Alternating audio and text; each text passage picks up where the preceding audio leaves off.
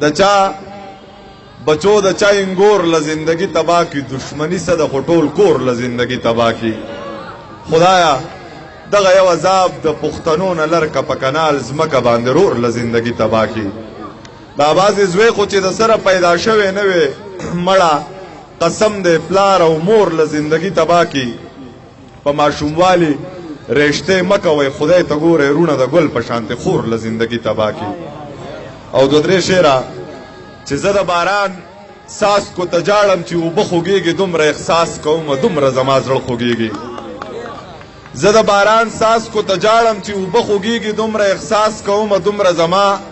زړه خوږېږي په یو پښتون که تشدد کېږي نو یاد ساتئ د ده په ظلم باندې هر ځای پښتانه خوږېږي زما بچې د باچا خان په فلسفه روان شه چاته کنزل چرتونه کې ګورئ خوله خوږېږي چې په څه ګناه راوتې ده د کوره پښتنه جواب غواړم راکه که نروره پښتنه زما شعر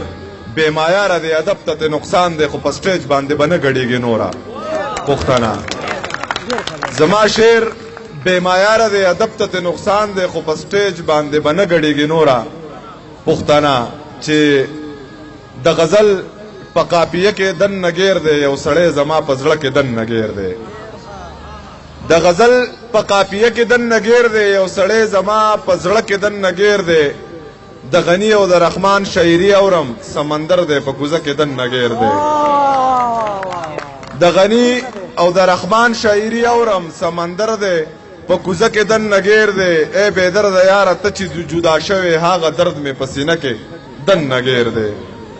ای بېدرده یاره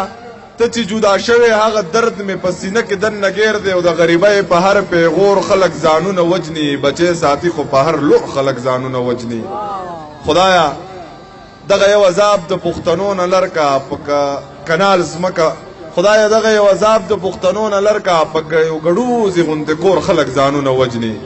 ستا سره کور کې د او ستا سره قدر نشته ستا په دې لور باندې خطرور خلک ځانونه وجني ستا سره کور کې د او ستا سره قدر نشته ستا په دې لور باندې خطرور خلک ځانونه وجني وکړې سیندونو اوبه خړې سوات ته چا نظر اغستې بیا راوړې اوبو مړې سوات ته چا نظر اغستې کړې سیندونو اوبه خړې سوات ته چا نظر اغستې بیا راوړې اوبو مړې سوات د چا نظر اغستې نن مې بل زلمې لیدلې په توبو باندې سر کړم په مرۍ کې پروت و پړې سوات ته چا نظر اغستې بیا راوړې اوبو مړې سوات د چا نظر اغستې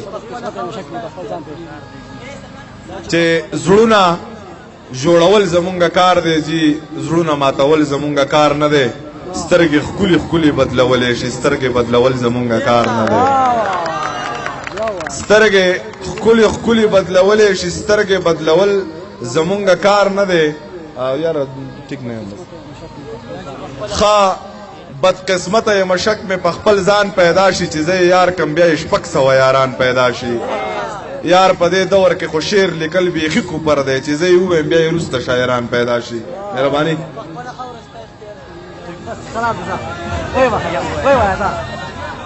چې په خپله خاوره